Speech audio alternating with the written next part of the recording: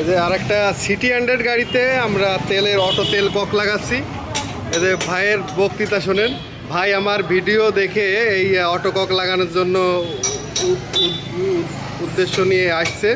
ভাই এই অটো ককের কাজ কি আপনি দেখছেন ইউটিউবে? আমি আগে আপনার এই ভিডিও দেখছি, এই ভিডিও দেখে আমার কাছে ভালো মনে হয়েছে, তাই আমি আপনার কাছে চলে আসছি এটা লাগানোর জন্য।